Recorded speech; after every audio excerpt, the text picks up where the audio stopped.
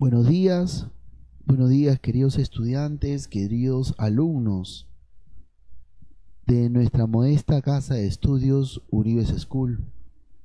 En esta oportunidad para poder llegar a ustedes a través de este medio y aprovechar también, como no, de recargarles de una vez más, recordarles que tenemos que sumarnos a ese conjunto de médicos, doctores, técnicos y enfermeros que están dando todo de sí en los diferentes establecimientos de salud para tratar de contrarrestar la situación que nos está tocando vivir. Difícil, pero sabemos y confiamos en nuestro Señor Todopoderoso de que esto pronto llegará a un fin. Un fin en el cual también usted aprenderá mucho, querido estudiante de quinto de secundaria, próximo a egresar de nuestra modesta casa de estudios, su casa de estudios, la que será después su arca de Noé. Asimismo, queridos estudiantes, continuamos apostando por ustedes. Y una forma de continuar apostando por ustedes es continuar con nuestras labores académicas, con su formación. Asimismo, el profesor de Historia Universal, quien les habla, ha preparado una bonita clase para ustedes.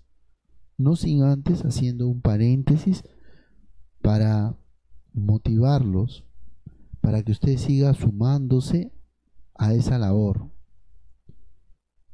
al tiempo que nosotros nos ha tocado vivir, tanto a usted como a quien les habla y a muchos, con nuevas disposiciones, con algunas restricciones, pero yo estoy seguro de que usted lo acata empáticamente, asertivamente, como el estudiante de quinto año de secundaria que es, como el estudiante de quinto de nuestra modesta casa de estudios Uribes School. Asimismo, queridos alumnos, sabiendo esto, con nosotros continuamos apostando por usted. Así llegamos a través de este medio para continuar nuestras labores académicas, preparando un tema que es la reforma. Vamos a conocer y aprender un poquito más de este nuevo movimiento que va a surgir a raíz de otros dos, no sin antes ubicándonos en tiempo y en espacio. Así es, queridos estudiantes, así es, queridos alumnos. Así que vamos a desarrollar nuestro tema con la ayuda de este medio de comunicación importantísimo en este tiempo. No se olviden prestar atención y, por favor, realicen sus anotaciones.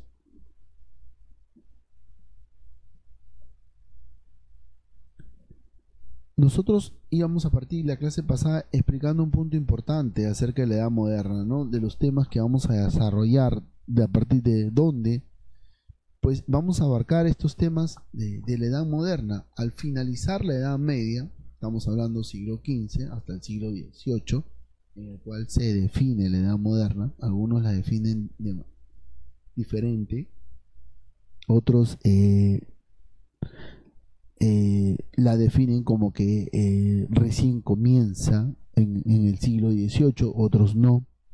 Historiadores plantean diferentes aspectos acerca de la edad moderna o cambios que se deberían considerar, ¿no? Pero tenemos claro, de acuerdo a la periodificación histórica que tenemos, europea, para la historia universal o la historia del mundo, por así decirlo, a la edad moderna como el periodo del siglo XV al siglo XVIII. Y durante este tiempo, decíamos hace un momento, o la clase anterior, o el video anterior, de que se van a suscitar grandes cambios culturales, artísticos, políticos, religiosos. Y va a ser moderno, porque la mayoría de estos estados o cambios que se van a realizar va a ser en búsqueda de mejoras, de progreso. ¿Cómo se va a desarrollar esto? Decíamos que esto se va a desarrollar durante la Edad Moderna y que durante este tiempo van a surgir movimientos culturales, políticos, filosóficos, iniciadores de otros movimientos. Uno de esos movimientos que hablábamos en la clase pasada va a ser el humanismo, ¿no? Este movimiento cultural europeo literario, precursor de la reforma, ¿no? E iniciador del renacimiento, va a representar un cambio importantísimo para Europa y sobre todo para lo que pase después de la Edad Media. Su punto de partida va a ser en la ciudad de Florencia, en Italia, y esto va a significar un gran cambio para la sociedad.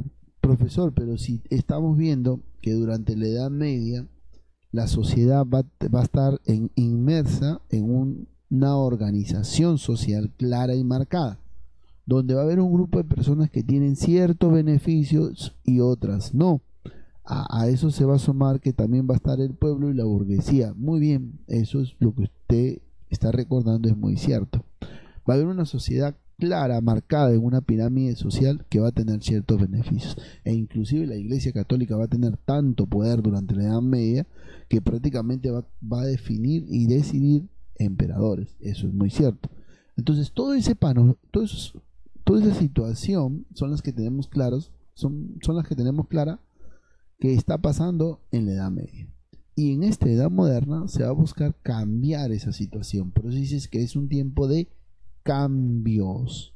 Se va a buscar cambiar esa situación. En algunos casos buscar contrarrestar esa situación. Entonces, entre que están surgiendo o se está buscando esos cambios, surgen estos movimientos importantísimos. Uno de ellos, el humanismo, importante, y este a su vez va a tener o se va a desarrollar gracias a una fuerte apoyo importante dentro de este tiempo de la Edad Moderna, que va a ser la creación de la imprenta o la invención de la imprenta, ¿no? Atribuida a Gutenberg en el año 1440, recién se le acuña a él, ¿no? O se le atribuye esta invención, muy aparte después de haber entrado en diferentes discusiones con franceses solicitando queriéndose atribuir esta invención a ellos, ¿no? Este alemán Gutenberg va, como se dice, a cambiar la influencia de estos movimientos para la época, ya que se va a agilizar la impresión de documentos importantes en los cuales van a estar plasmados las ideas, los planteamientos, ¿no? Entre otros aspectos más de estos movimientos, los cuales pudieron difundirse por gran parte de Europa. Es por eso que a Gutenberg se le conoce como el padre de la imprenta. Su invención fue importantísima, muy importante, ayudó a muchísimo al humanismo, al renacimiento, y esto va a permitir un desarrollo pues de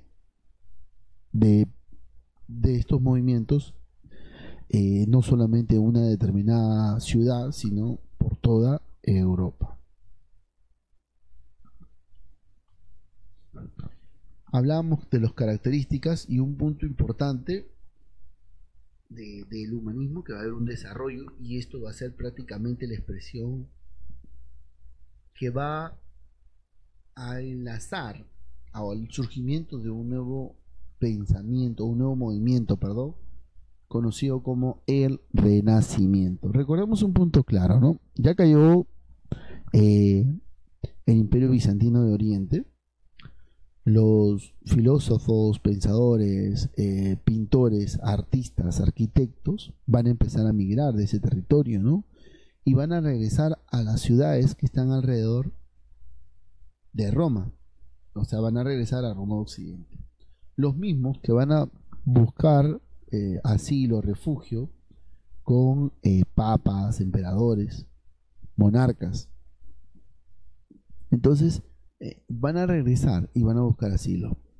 Ellos a su vez van a realizar diferentes trabajos, diferentes investigaciones, y una de esas características tanto del humanismo va a ser, como se dice, las innovaciones científicas y artísticas, y esto va a dar pase a un renacimiento, el surgimiento de un nuevo movimiento de político cultural, ¿no? A raíz de que ellos van a desarrollar ciertas actividades que hasta el día de hoy son la base de estudio de muchos aspectos importantes para la humanidad. Uno de ellos es los trabajos de la anatomía humana de Leonardo da Vinci, ¿no? Importante, que hasta la actualidad son la base de la formación del estudio de la anatomía humana.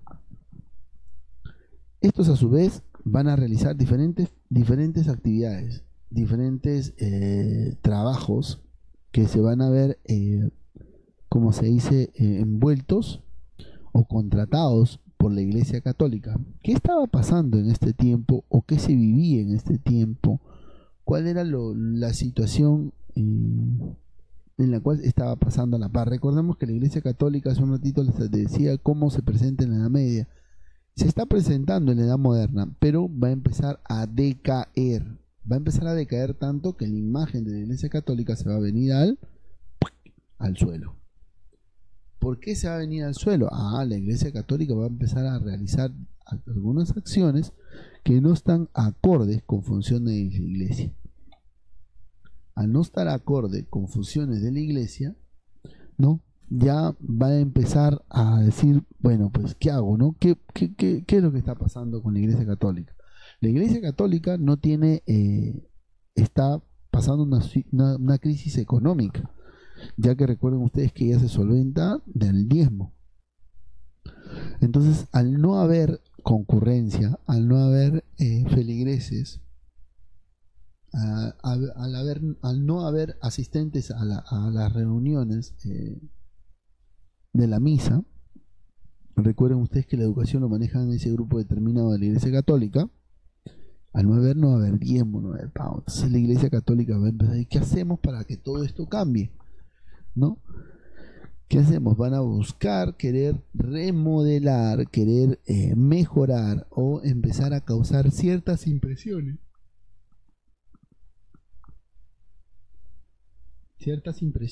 hacia el público, para que el público empiece a venir. O sea, buscar cómo contactar o cómo endulzarnos cuando venden un producto, cómo endulzarnos para que lo consuman. Igualito va a ser la Iglesia Católica. Entonces, este movimiento Renacimiento tiene que ver mucho con esas acciones, ¿no? Porque va a ser un movimiento cultural que se produce en Europa Occidental durante el siglo XV al siglo XVI, también en la ciudad de Florencia, en la actual Italia, lugar de este nacimiento. Pero es Roma la que va a vivir este tiempo de esplendor del Renacimiento, ¿no? Entonces, el Renacimiento tiene dos fases, ¿no? Dos fases importantes, el 400 y el 500, que le explicábamos en la clase pasada, importantes, ¿no? Donde mayormente las expresiones van a ser artísticas, pinturas, etc. ¿Para dónde van a realizar estas actividades por parte de estos arquitectos, pintores? Para la Iglesia. Y la Iglesia les va a tener que financiar, lógico, nadie trabaja gratis. La Iglesia les va a financiar. Entonces, en el siglo XV, en el tiempo de la primera fase del Renacimiento, el 400, van a vivir una que otras expresiones. Y las personas, porque son curiosas, es así, la curiosidad va a matar al gato, van a empezar a ver esos trabajos y van a empezar a concurrir de nuevo a la Iglesia. Importante, pero la Iglesia necesita un dinero ya, dinero en los cuales ellos necesiten disponer para poder pagar ciertos trabajos de estos arquitectos, pintores.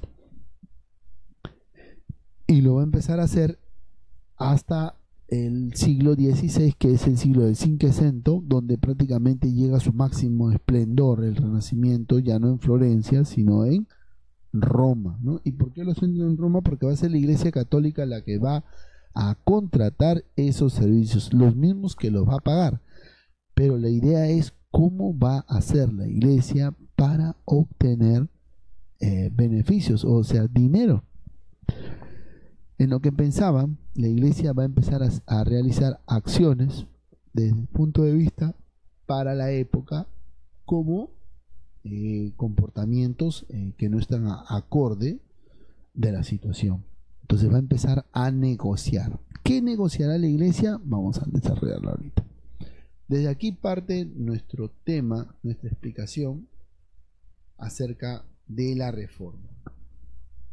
¿Qué va a ser la reforma?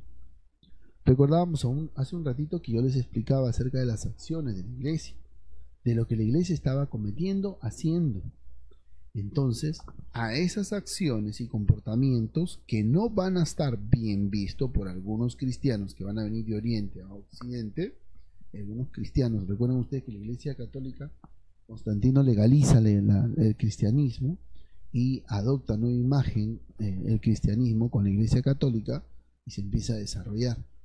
Entonces, esta reforma protestante o reforma va a tener se va a presentar con tres aspectos importantes. El primero, el humanismo. Recuerden ustedes que es el precursor, el humanismo, de la reforma, ¿no? Llevó a que algunos lugares se desarrollen una actitud crítica con la iglesia. Muy bien, vamos a centrar algo. Se presenta la reforma como un movimiento de cambio a raíz de que la iglesia está presentando algunas actitudes inadecuadas para la época. Uno de los principales movimientos que va a surgir a raíz de esta situación va a ser el humanismo, porque no lo va a ver bien. Ahora, este a su vez va a denunciar la degradación de las costumbres. Ojo, miren, la Iglesia Católica va a cambiar algunas costumbres, la corrupción, el abuso y la ambición de poder de los obispos y papas. Marcado, claro, recuerden ustedes que la Iglesia en la Edad Media tiene tanto poder y conduce y dirige y maneja y hace, como se dice, de ella la misma, lo que quiere, por así decirlo.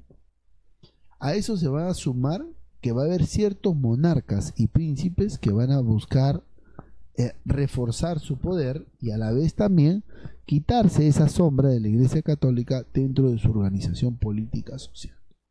Van a querer desligarlo. Esa situación es la que va a beneficiar, a lo que va a pasar más adelante.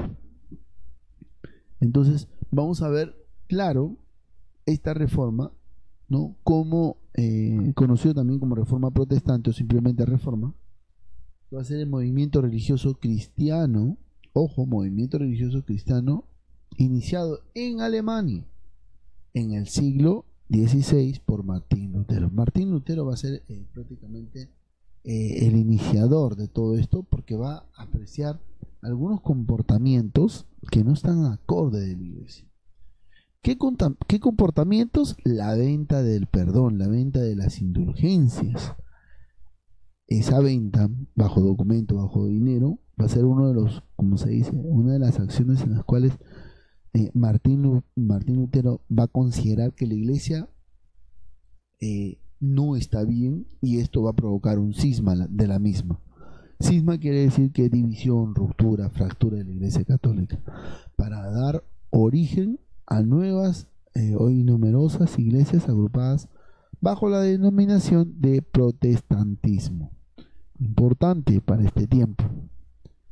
La llegada de un momento importante de la reforma, ¿no? Va a ser las acciones que va a realizar Martín Lutero acerca de la misma, considerado prácticamente una persona muy inteligente, muy conocedora, y esto va a traer consigo la constitución de nuevas iglesias cristianas. Acciones importantes. Vamos a ver un poquito acerca de qué pasó, o una recreación de lo que pudo pasar durante la Edad Moderna y durante las acciones que va a haber, que van a estar mal en la Iglesia Católica, que lo va a ver Martín Lutero.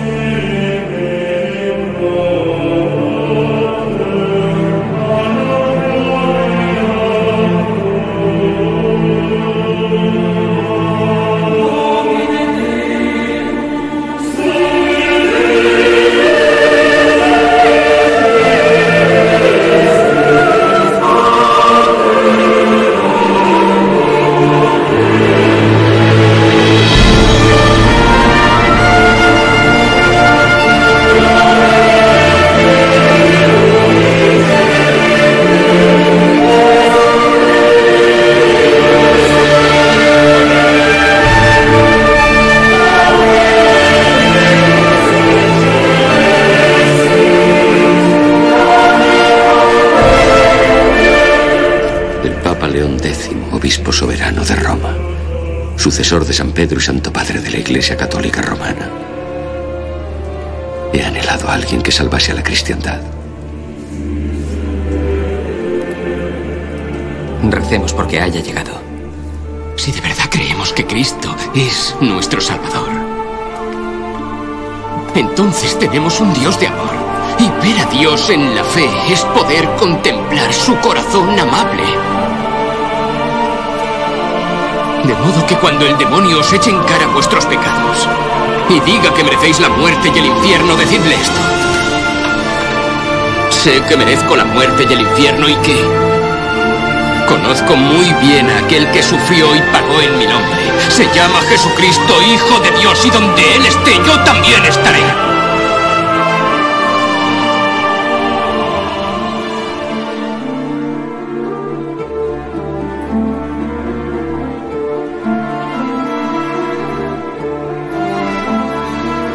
Y esta nueva basílica de San Pedro no es solo un edificio, Alejandro.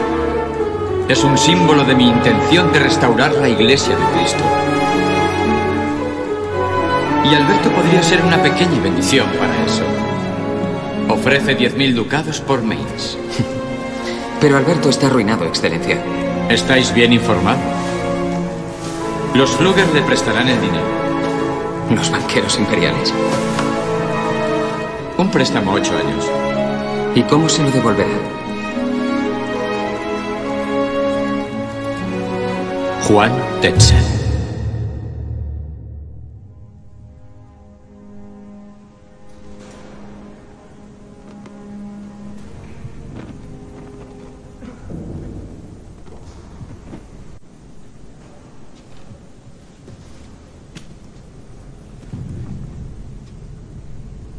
En el cielo hay un cofre del tesoro lleno de méritos. Los méritos de Cristo Jesús, de la Virgen María y de los santos que, con sus sagradas vidas, nos han salvado a nosotros, pobres pecadores necesitados. Esta noche el cofre está abierto a vosotros. ¿No oís sus voces? ¿Esas voces que gritan? De vuestros difuntos padres, abuelos, tíos, tías, gritándoos: querido hijo, querida hija, por unas pocas monedas podéis rescatarles de su castigo y su sufrimiento. Escuchad, agudizad los oídos. Un padre que llama a su hijo, una madre a su hija. Cuando una moneda cae en el cepillo, un alma sale del purgatorio.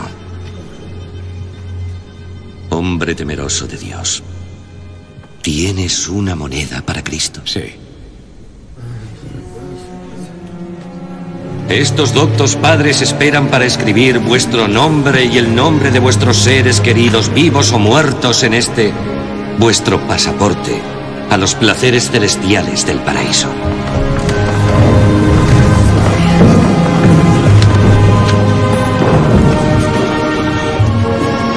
¿Nombre?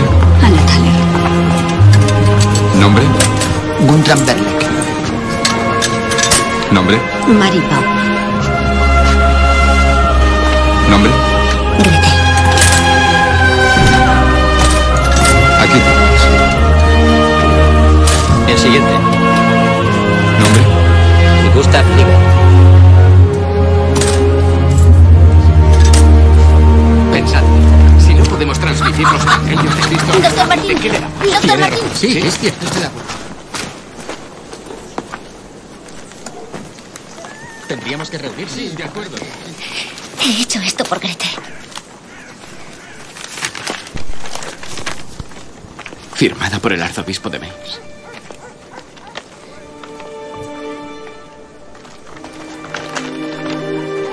¿Dónde la conseguiste? En Jüterbock. La compré en la iglesia. Esto solo es un papel, Hannah. Estas palabras no significan nada. No es buena. Debes confiar en el amor de Dios. Guarda tu dinero.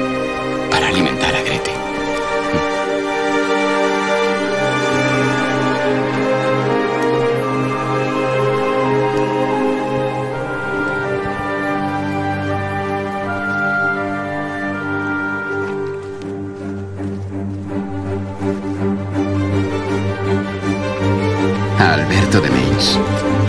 Perdonad, Padre en Cristo y Príncipe Ilustrísimo, que me atreva a escribiros. Mi audacia se debe a que es mi deber serviros y advertiros de las deshonestas prácticas de aquellos que dicen representar a vuestra excelencia.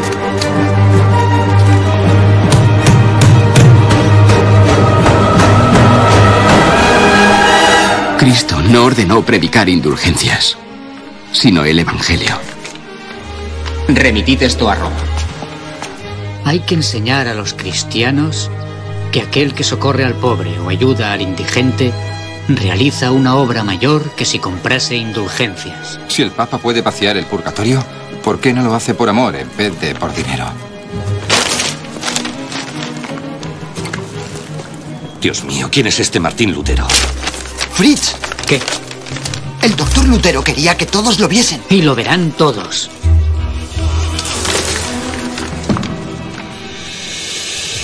Los libros de Martín Lutero serán examinados y quemados.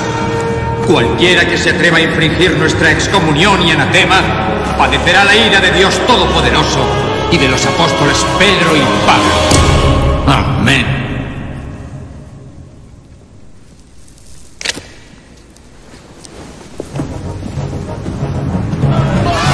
Podéis quemar sus libros, pero no quemaréis sus ideas. ¡Correos a Roma! ¡Os queremos!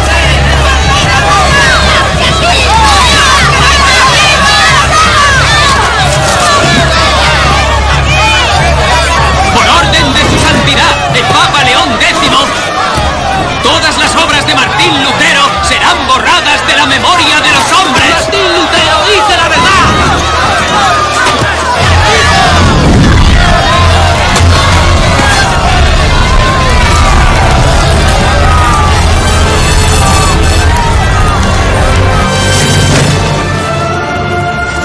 Esto es lo que Roma llama una bula papal. Un edicto del Papa en persona. Solo hay una cosa que hacer con esta ráfaga de viento.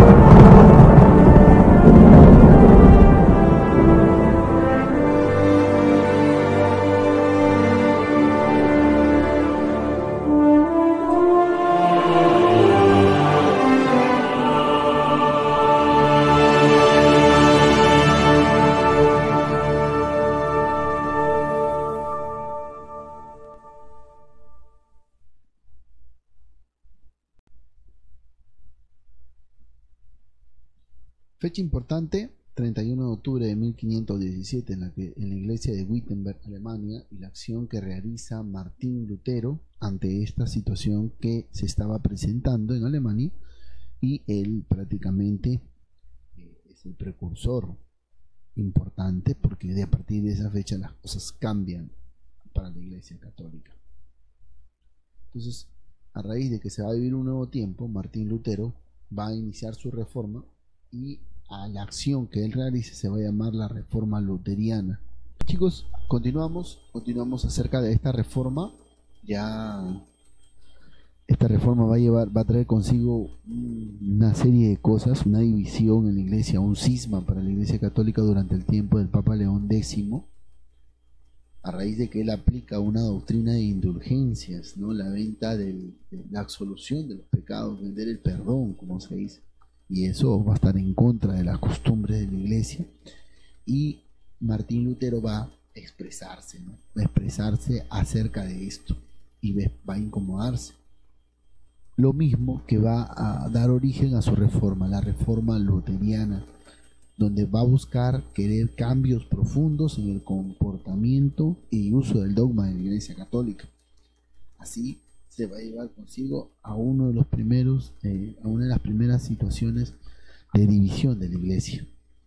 Esta va a traer consigo las protestas y plasmadas las 95 tesis de las críticas prácticamente acerca de la Iglesia Católica.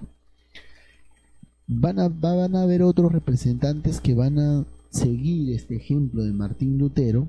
Uno de ellos, muy cercano a él, seguidor de Martín Lutero, va a ser Juan Calvino. Juan Calvino en Suiza y en Holanda va a plasmar su protesta acerca de la religión católica, pero él va a ser un poco más radical, ¿no?, que Martín Lutero. Va a querer erradicar todos esos aspectos y va a querer cambiar. Y va a poner un sistema de protestante radical. Una nueva apreciación protestante va a surgir, que es el calvinismo. Por otro lado, en Inglaterra, Enrique VIII va a buscar separarse de su esposa, o sea, el divorcio, solicitando al Papa Clemente que le conceda, para poder él sí casarse con una doncella de palacio, Ana Bolena. Esta doncella pues le gustó mucho a este rey, y el rey va a querer buscarse, quiero divorciarme, Papa, y el Papa le va a decir que no. Al decirle que no, él va muy bien, no, va a formar una nueva religión que va a ser la religión anglicana, o su movimiento, el anglicanismo, y va prácticamente a cambiar las cosas. Haciendo esto, él va a poder casarse con ella y separarse con la otra, la misma que tampoco le pudo dar hijos, y después va a continuar casándose con otras. Importante, ya prácticamente vemos a la Iglesia Católica con una serie de protestas. Por un lado, una división, una fractura, prácticamente la imagen de la Iglesia Católica ha caído y la concepción es clara. Pero ¿cómo pensaban, cómo veían los protestantes su doctrina y los católicos su doctrina? En el primer cuadrante ambos comparten lo mismo, ¿no? La salvación depende de la fe. Por un lado, la religión católica celebra 7 sacramentos, y por el otro lado solamente piden que se conserven 2, el bautismo y el matrimonio. Por otro lado, uno reconocen la autoridad del Papa, y por otro lado no reconocen la autoridad del Papa. Por un lado aceptan el dogma y la doctrina, y por otro lado rechazan el dogma de la Iglesia Católica y creen que la única fuente de verdad es la Biblia. Más claro que el agua, esto va a conllevar a que una situación de tensión, división, situación que va a ponerse punto final con la firma de un tratado, la Paz de Habsburgo, cuando firman el tratado, ¿no?, con Fernando I, Carlos V y la Liga de las Fuerzas de Malcalda, ¿no?, donde está la liga donde están asociados todos los protestantes. El 25 de septiembre de 1555, en la ciudad de Habsburgo, Alemania, se firma esto, y esto pone fin, ¿no?, al conflicto religioso protestante de la Iglesia Católica. Así es, queridos estudiantes, Fernando I y Carlos V, esto prácticamente va a conllevar a un fin garantizado para la Iglesia Católica. Queridos estudiantes, queridos alumnos, muchas gracias. Nos veremos en el próximo video.